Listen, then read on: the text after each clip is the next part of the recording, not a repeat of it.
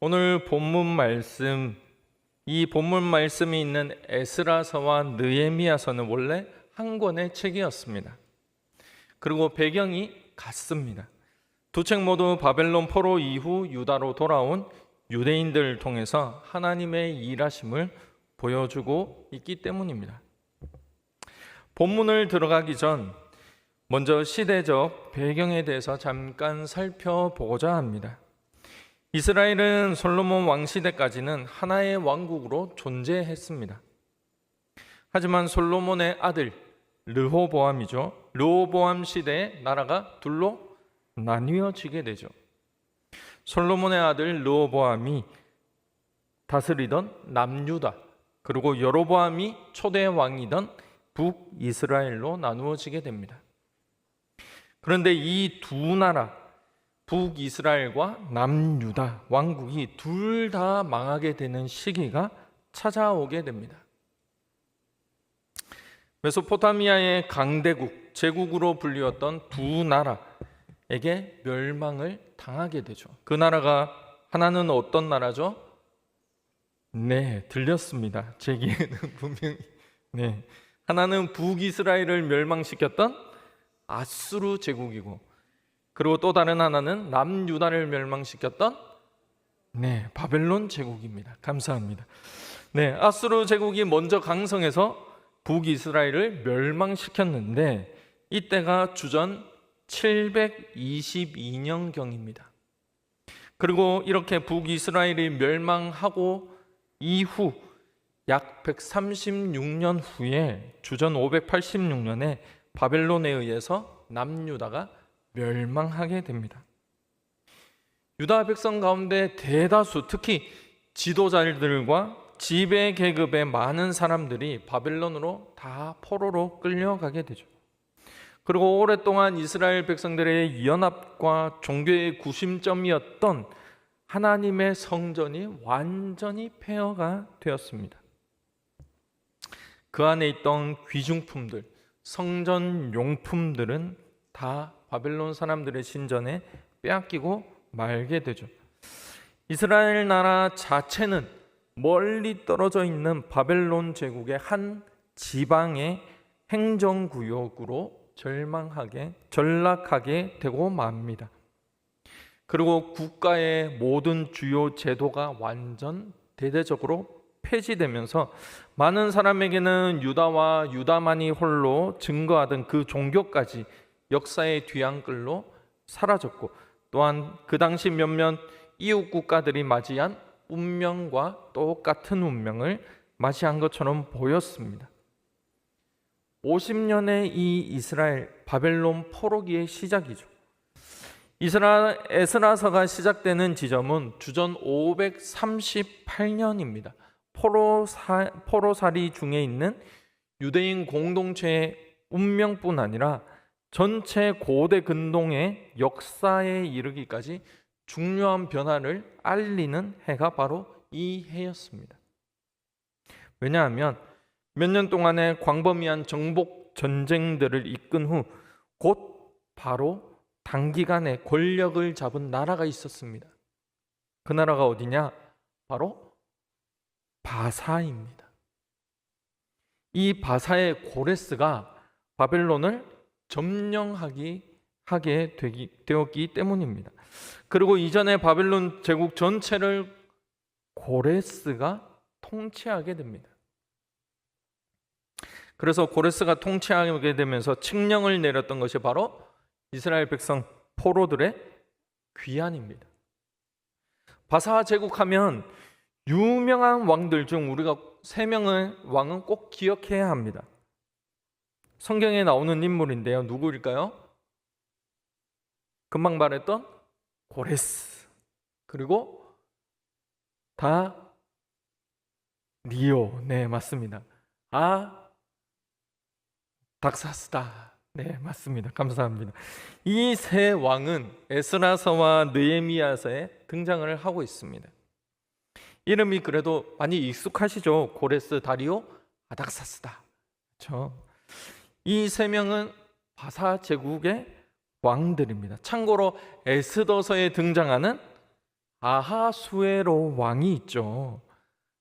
여기도 바사 왕인데 우리 영화 300이라는 영화에 나오는 그 왕이 바로 아하수에로 왕입니다. 영어 이름으로 크세르크세스라는 왕인데요. 많이 각색이 되어서 영화로 만들어지기도 했습니다. 이 바사 제국이 애굽에서 인도까지 이르는 광범위한 아주 큰 영토를 통치하게 됩니다. 그런데 이 바사 제국에 문제거리가 있었는데 바로 애굽 영토와 인접해 있는 이 유다의 전략적 위치 때문에 바사 제국이 애초 생각한 것보다 유다의 이 영토가 훨씬 더 중요했던 것입니다. 그래서 유다 지역 사람들이 바사 제국에 대한 충성심을 가지도록, 그것을 지키도록 충성심에 대한 확실한 보장이 바사 제국에 필요했던 것입니다.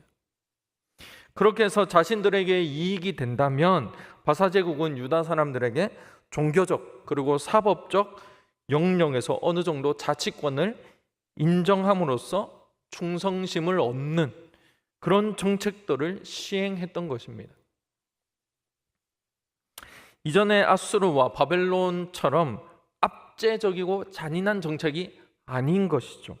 오히려 바사 제국이 다스린 방법은 자치권을 인정함으로써 함께 유다 사람들과 같은 포로들에 대해서 관대하게 본국으로, 자신의 나라로 그 포로들을 송환하는 정책이었던 것입니다. 물론 유다 포로 귀환은 성경에서 이미 선지자를 통해 말씀하셨듯이 하나님의 뜻이었습니다. 바사 왕들의 생각이 아니라 하나님께서 일하심이었죠. 그리고 바사 제국의 왕들에게는 아주 좋은 정책이었던 것입니다. 그렇게 스룹바벨과 함께 1차 포로 귀환이 이루어집니다. 그리고 귀환한 이 유대인들이 성전을 재건하기 시작합니다. 여기에 학개와 스가랴 선지자가 동료를 많이 했었죠. 그리고 2차 포로 귀환 때 본문에서 말씀하는 에스라가 백성들과 함께 돌아옵니다. 그리고 에스라는 특별히 백성들의 삶을 살폈습니다. 포로에서 귀환한 백성들이 건물은 세웠지만 정작 그 안에서 살아가는 삶이 말씀에서 너무나도 멀어져 있었던 것입니다. 그래서 에스라가 이 백성들과 함께 눈물로 회개운동을 이끌게 되죠. 예배가 무엇인지, 삶에서 말씀대로 어떻게 살아야 되는지. 그리고 느헤미야가 백성들과 함께 3차 귀환을 하게 된 것입니다. 마치 우리나라와 비슷하지 않습니까? 어떤 면에서 비슷하냐? 외세의 침략이 많았습니다. 이스라엘은 지금에도 뉴스에서 나오듯이 성경에서 그 블레셋이죠. 가자지구, 또 시리아, 이란, 이라크 다 싸웁니다. 다 싸웁니다. 마치 중동 지방의 어떤 싸움꾼처럼 건들면 싸우고 건들면 또 싸우고 그 모습이 이스라엘입니다. 여튼 이런 외세와 전쟁이 많은 나라가 이스라엘이었습니다. 이런 이스라엘도 나라가 멸망했던 역사가 있었던 것입니다. 내일이면 저희 나라 광복절입니다. 광복 혹시 몇 주년일까요? 네, 맞습니다. 어떻게 아시죠? 81주년입니다. 81주년. 광복 후에 일본에서 우리나라로 귀환한 조선인이 그 당시 무려 150만 명이었다고 합니다. 우리나라도 일제강점기 때 수많은 고통과 고난을 당해야만 했습니다. 35년의 그 일제강점기를 지나면서 수많은 백성들이 죽고 다치고 재산을 잃어버리고 사람 취급도 못 받았습니다. 끌려가고 놀이개 마냥 사람 목숨을 재미삼아 일본인들은 죽이고 생명으로 장난치고 그렇게 끝나지 않을 것 같던 그 세월이 35년째 드디어 해방이 된 것입니다. 우리 광복 뜻이 무엇인지 아시죠? 빛광자의 네, 저만 들렸죠? 빛광자의 회복하다, 돌아오다, 복자이죠. 빛을 회복하다, 되찾았다라는 뜻입니다. 이 광복은 일제 강점기를 경험해 본 분들만 진정 그 느끼고 맛볼 수 있는, 말할 수 없는 해방의 기쁨입니다. 우리 주사랑교회에도 해방의 기쁨을 맛보신 분들이 거의 몇 분 안 계실 것입니다. 광복이 벌써 81주년이니까 아마도 지금 적어도 90세 정도는 되셔야 그 당시 일제의 잔인함, 그리고 무법함, 그리고 우리나라가 겪은 고초와 고통을 그래도 생각할 수 있었을 것입니다. 그리고 광복, 하나님께서 우리나라의 빛을 회복하신 그 날의 기쁨을 진정으로 맛볼 수 있었을 것입니다. 오늘 본문의 에스라와 포로에서 귀환한 이 백성들이 바로 이 해방, 광복의 기쁨을 맛보았던 사람들이었습니다.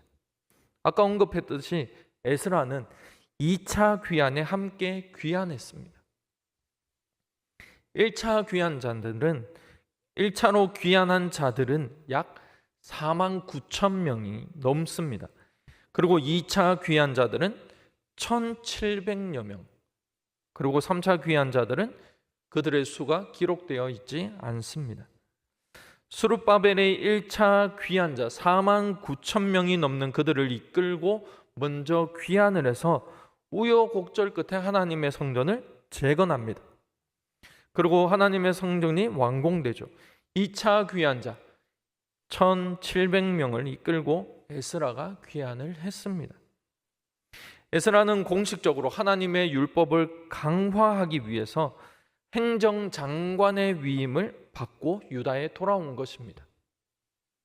에스라는 학자였고 제사장이었습니다. 그래서 귀환한 백성들에게 예배를 가르쳤고 율법을 가르쳤습니다. 본문 1절 말씀에서 에스라가 하나님의 성전 앞에 엎드려 울며 기도합니다.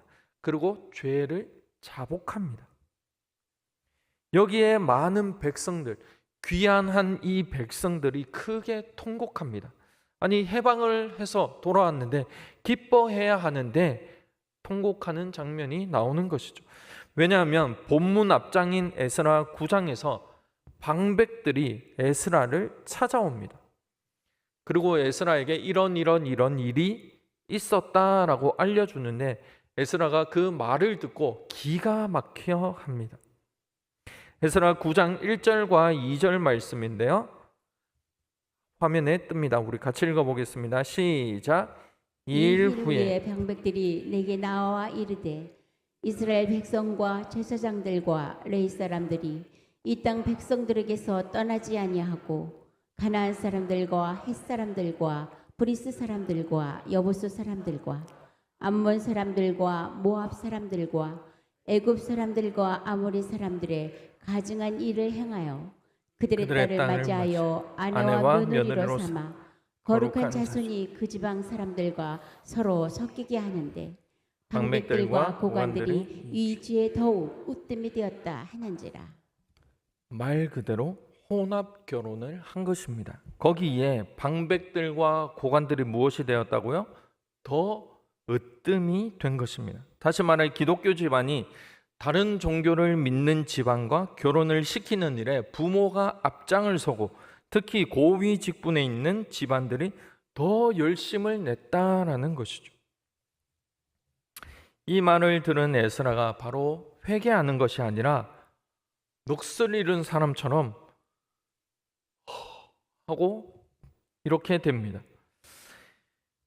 에스라 9장 3절과 4절 말씀인데요. 같이 읽어보겠습니다. 3절과 4절 말씀 시작. 내가 이 일을 듣고 속옷과 겉옷을 찢고 머리털과 수염을 뜯으며 기가 막혀 앉으니 이에 이스라엘이 하나님의 말씀으로 말미암아 떠는 자가 사로잡혔던 이 사람들의 죄 때문에 다 내게로 모여오더라. 내가 저녁 제사 드릴 때까지 기가 막혀 앉았더니 기가 막혀 앉아 있었다라고 2번 강조해서 말씀합니다. 얼마나 어이가 없었으면 저녁 제사 드릴 때까지 그냥 그 자리에 주저앉아서 기가 막혀서 그 상태로 앉아 있었다라고 합니다. 그러다가 이제 저녁 제사 드릴 때가 되어서 하나님께 무릎을 꿇고 에스라가 기도를 하기 시작합니다. 근데 에스라가 기도하는 내용을 보면 이 유다 백성들의 죄, 행동이 얼마나 기가 막혀 있는지 에스라의 심정을 조금이라도 우리가 알 수 있습니다. 에스라 9장 6절과 7절 말씀인데요. 같이 읽어보겠습니다. 시작. 말하기를 나의 하나님이여, 내가 부끄럽고 낯이 뜨거워서 감히 나의 하나님을 향하여 얼굴을 들지 못하오니 이는 우리 죄악이 많아 정수리에 넘치고 우리 허물이 커서 하늘에 미침이니이다. 우리 조상들의 때로부터 오늘까지 우리의 죄가 심하매 우리의 죄악으로 말미암아 우리와 우리 왕들과 우리 제사장들을 여러 나라 왕들의 손에 넘기사 칼에 죽으며 사로잡히며 노력을 당하며 얼굴을 부끄럽게 하심이 오늘과 같으니이다. 그들의 행동이 너무 기가 막혀서 하나님께 기도하는 이 에스라가 오히려 부끄러워합니다. 부끄럽고 낯이 뜨겁다라고 표현을 하죠. 그러면서 얼굴을 들지 못하겠다라고 말합니다. 왜입니까? 7절 말씀에서 조상들의 때로부터 오늘까지 죄가 너무 심하다라는 것이죠. 이런 죄가 너무 심해서 조상들이 바벨론에 잡혀갔고 이제 하나님의 은혜로 우리가 귀환을 했는데 아니나 다를까 그 후손들이 또 똑같이 하고 있는 모습을 에스라가 본 것입니다. 자신의 죄를 깨닫지도 못하고 조상들이 왜 무엇 때문에 잡혀가서 포로로 살았는지도 생각도 하지 않고 선지자들을 그렇게 목에 피가 터지도록 하나님의 말씀을 외치며 회개하고 돌아오라고 했음에도 불구하고 조상들은 그냥 방관하고 외면하고 그래서 하나님의 진노하심으로 멸망했던 그 나라를 다시 하나님께서 언약을 기억하셔서 은혜를 베푸셔서 돌아오게 하시고 성전도 재건하게 하시고 그런데 돌아온 이 유다 백성들이 똑같은 죄를 또 범하고 있는 모습에 에스라가 너무나도 어이가 없어서 넋이 나가서 그냥 그저 그 자리에 주저앉아 있었던 것입니다. 정말 구제불능이라는 말이 부족하다라고 볼 수 있을 정도입니다. 그런데 이 에스라의 기도를 하다가 보니까 내용이 점점 바뀝니다. 저 무지한 유다 백성들이 죄를 지어서 부끄럽다라는 내용의 기도에서 조상들이 그런 죄를 지었고 선지자들이 죄에 대해서 하나님의 말씀을 전했고 하나님의 말씀대로 벌을 받았고 하지만 하나님께서 형벌을 가볍게 해주셔서 지금 이만큼 백성들을 남겨주셨고 귀환했는데 다시 하나님의 말씀과 계명을 거역하고 혼합결혼을 하고 있습니다 라고 기도를 합니다. 그리고 본문 1절에서 에스라가 엎드려 울며 기도하여 죄를 자복합니다. 본문 1절을 우리 다시 한번 같이 읽어보겠습니다. 본문 1절 시작. 에스라가 하나님의 성전 앞에 엎드려 울며 기도하여 죄를 자복할 때에 많은 백성이 크게 통곡하며 이스라엘 중에서 백성의 남녀와 어린아이의 큰 무리가 그 앞에 모인지라. 에스라가 유다 방백들과 고관들, 레위 사람들 그리고 백성들 이들의 죄에 대해서만 탄식하며 통곡하는 것이 아닙니다. 자복했다라는 뜻은 죄를 회개하고 돌이키는 것을 뜻합니다. 즉 다른 사람의 죄를 위해서 용서해달라고 우리가 기도할 수는 있습니다. 하지만 상대방을 죄에서 돌이키게 하는 것은 본인이 마음 먹지 않고서는 하지 못합니다. 다시 말해 에스라가 자복했다라는 뜻은 유다 방백들과 고관들, 백성들의 죄와 특히 혼합 결혼 문제에 대해서 누구의 죄가 있다고요? 자신의 죄가 있음을 인정한 것입니다. 그리고 거기에 대해서 에스라는 회개하고 다시 그 죄를 범하지 않겠다라고 기도한 것이라는 거죠. 우리는 여기에서 한 가지 생각해 보아야 합니다. 에스라는 지금 울며 통곡하며 기도할 때 시작은 자신의 죄로 시작한 것이 아닙니다. 유다 방백들과 고관들 그리고 유다 백성들 그들의 혼합 결혼의 문제를 듣고 넋이 나갔다가 저녁 제사 때가 되었을 때 기도를 시작하죠. 그리고 저들의 죄를 먼저 하나님께 고하면서 시작되었습니다. 그런데 기도하는 중에 에스라가 울며 기도하며 죄를 자복합니다. 에스라 자신에게 죄가 있다라는 것입니다. 그 죄가 무엇이냐? 본문 4절에서 함께 통곡하던 유다 백성들이 에스라에게 이렇게 말합니다. 4절을 함께 읽습니다. 시작. 이는 당신이 주장할 일이니 일어나소서, 우리가 도우리니 힘써 행하소서 하니라. 유다 백성들이 무엇을 도울 테니 힘써 행하라고 에스라에게 말했을까요? 이 문제가 지금 혼합 결혼이었으니 혼합 결혼에 대해서 대처법을 찾은 것입니다. 그게 뭐냐? 에스라 10장 11절 말씀인데요. 이것도 같이 읽어보겠습니다. 시작. 이제 너희 조상들의 하나님 앞에서 죄를 자복하고 그의 뜻대로 행하여 그 지방 사람들과 이방 여인을 끊어버리라 하니. 에스라가 기한을 주고 예루살렘에서 이방 여인들을 다 내보내기로 합니다. 결혼을 했을지라도 자녀를 낳았을지라도 내보내라고 하죠. 이런 단순히 결혼 문제도 아니고 단순히 부부의 가정을 어떤 파탄시키기 위함도 아닙니다. 그만큼 하나님 말씀의 중요성, 생명과 직결된다라는 것을 보여주는 것입니다. 조상들이 똑같은 죄를 범함으로써 겪어야 했던 그 식민지 포로의 삶, 그리고 하나님을 떠남의 삶, 그것을 반복하지 않기 위해서 에스라와 유다 백성들은 통곡하며 울며 기도하고 자복했습니다. 에스라 입장에서는 자신이 이방 여인과 결혼한 것도 아닌데 그냥 저 백성들의 죄를 용서해 달라고 그렇게만 기도해도 됩니다. 하지만 에스라는 그렇지 않았습니다. 자신에게도 죄가 있음을 인정했습니다. 자신이 힘써서 이 백성들의 혼합 결혼, 이방인들과 결혼하는 것에 대해서 몰랐고 그들을 위해서 기도하지 않았고 그들에게 그렇게 가르치지 않았음을 눈물로 회개했던 것입니다. 방백들과 고관들과 백성들을 위해서 울며 기도하고 자복했습니다. 우리의 기도는 어떠합니까? 우리의 죄, 우리 가정의 죄를 위해서는 우리가 눈물로 기도하며 자복하고 계실 것입니다. 하지만 우리 같은 공동체 주사랑교회 교인들을 위해서 자복하고 눈물로 기도하십니까? 혹은 나라를 위해서 눈물로 내 죄를 인정하며 내가 먼저 그렇게 행하지 않아서 그렇다라고 자복하며 기도하십니까? 아니면 너무 많이 울어서 이제는 눈물이 메마르셨습니까? 울부짖는 이 간절한 기도가 나오지 않으십니까? 우리 자신을 깊이 돌아보시기 바랍니다.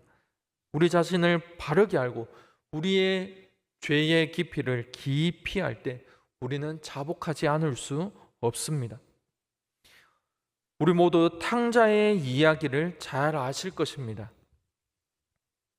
탕자의 이야기는 탕자의 입장에서 보면 우리 자신을 그 탕자의 모습에 투영하기 쉽습니다. 왜냐하면 구원받기 이전의 모습이 우리의 모습이 마치 탕자의 모습과 같기 때문입니다. 하지만 구원받은 이후의 모습은 어떠하십니까? 탕자의 모습입니까? 혹시 탕자의 그 이야기에서 탕자의 형이 있다는 사실을 알고 계십니까? 알고 계시죠? 그러면 탕자의 형의 모습이 어떠했는지 혹시 기억하십니까? 탕자가 돌아와서 아버지가 너무 기뻐했죠. 그래서 옷도 갈아입히고 손에 가락지를 끼우고 발에 신발도 신겨줍니다. 다시 아들로 삼아주죠. 언제나 아들이었습니다. 그리고 살찐 송아지를 잡습니다. 그때 탕자의 형이 집에 돌아옵니다. 그리고 종에게 묻습니다. 무슨 일이냐? 그랬더니 종이 당신의 동생이 돌아와서 아버지가 살찐 송아지를 잡고 잔치를 벌인다라고 말하죠. 그 소리를 들은 형이 어떻게 됩니까? 누가복음 15장 28절 말씀인데요. 형을 이렇게 표현합니다. 같이 읽습니다. 시작. 그가 노하여 들어가고자 하지 아니하거늘 아버지가 나와서 권한대. 어떻다고요? 노하였다. 그래서 집에 들어가려고 하지 않았다라는 것이죠. 그래서 아버지가 나옵니다. 그 아들을 데리러 나와서 너 같이 들어가자라고 권한 것입니다. 그런데 탕자의 형이 여기에서 하는 말이 더 기가 막힙니다. 누가복음 15장 29절 30절 말씀도 같이 읽어보겠습니다. 15장 29절 30절 말씀요. 같이 읽습니다. 시작. 아버지께 대답하여 이르되 내가 여러의 아버지를 섬겨 명을 어김이 없거늘 내게는 염소 새끼라도 주어 나와 내 벗으로 즐기게 하신 일이 없더니 아버지의 살림을 장녀들과 함께 삼켜버린 이 아들이 돌아오매 이를 위하여 살찐 송아지를 잡으셨나이다. 이 말씀에서 무엇이 느껴지십니까? 탕자의 형이 동생을 비하하고 시기하고 질투하고 또 교만한 모습, 그래서 아버지를 원망하고 불평하고 있는 화난 모습이 느껴지십니까? 탕자의 형의 이 모습, 교만한 모습, 원망하고 불평하는 이 모습이 혹시 우리의 모습은 아니십니까? 눈물로 기도하며 자복함을 잃어버리고 탕자의 형과 같이 교만해져서 목이 곧어져서 오히려 나에게 염소 새끼라도 주어서 잔치를 베풀어 준 일이 없다라고 원망하며 불평하며 따지고 있는 그 모습이 우리의 모습이 아닙니까? 내 기도, 내 가족에 대하여 기도하는 것만으로 부족하다고, 같은 공동체를 위한 기도나 혹은 나라와 민족을 위한 기도는 하지 않고 내가 하지 않아도 누군가 하겠지, 공동체와 나라를 위한 기도는 하지 않아도 죄가 아니야, 혹 이렇게 생각하고 계시지는 않으십니까? 특별히 울부짖어 기도해야 하지만 형식적으로 시간만 때우는 식의 어떤 그런 기도를 하고 계시지는 않으십니까? 왜 울부짖으며 자복하며 통곡하며 기도해야 합니까? 그냥 안 울어도 기도할 수 있는데 말입니다. 자복하는 기도, 회개하는 기도는 말씀에 비추어 우리 자신의 죄의 깊이를 깨닫고 잘못을 깨닫고 인정하는 자신을 철저하게 돌아보는 기도이기 때문입니다. 말씀에 비추었는데 이 세상에 죄가 없는 사람은 단 한 사람도 없습니다. 심지어 우리의 죄의 싹은 사망입니다. 죄의 심각성은 우리 자신에게만 있는 것이 아니라 우리가 살고 있는 이 지구 전체에 영향을 끼친다라는 것이죠. 너무나도 심각합니다. 그 심각성을 어떻게 할 길이 없을 정도로 심각합니다. 그래서 가장 고귀하고 온 우주 만물을 만드신 아름다우신 창조주 하나님이신 예수님께서 자신을 기꺼이 희생하셨습니다. 죄도 없고요, 흠도 없고 그분께서 바로 나 자신의 죄 때문에 죽음을 맛보셔야 했습니다. 우리의 죄가 이토록 심각합니다. 아무리 강조해도 부족할 정도로 심각합니다. 그런데 여기에 대해서 우리의 마음이 굳어져서 자복하고 회개해도 눈물이 나오지 않는다라는 것은 죄송한 이야기지만 우리의 모습이 탕자의 형의 모습이 아닌지 살펴보아야 합니다. 탕자를 환영하는 탕자의 아버지와 반대로 돌아온 동생 탕자를 시기하고 질투하고 비하하고 아버지에게 원망하고 불평하는 모습이 그런 모습이 되어서 자신의 욕심만 채우려고 하는 개인주의로 빠지지 않았는지 우리 자신을 돌아보아야 하는 것이죠. 흔히 우리가 지금 살고 있는 시대를 사랑을 잃어버린 시대라고 합니다. 그전에는 사랑이 부족한 시대였는데 지금은 사랑을 잃어버린 시대라고 부릅니다.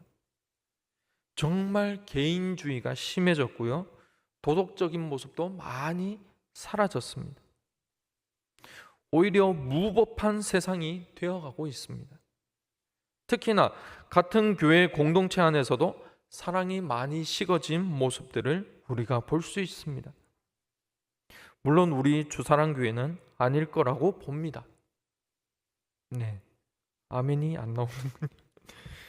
하지만 교회 공동체가 우리나라 사회에서 사랑이 식어버린 그 모습들을 너무나도 많이 봅니다.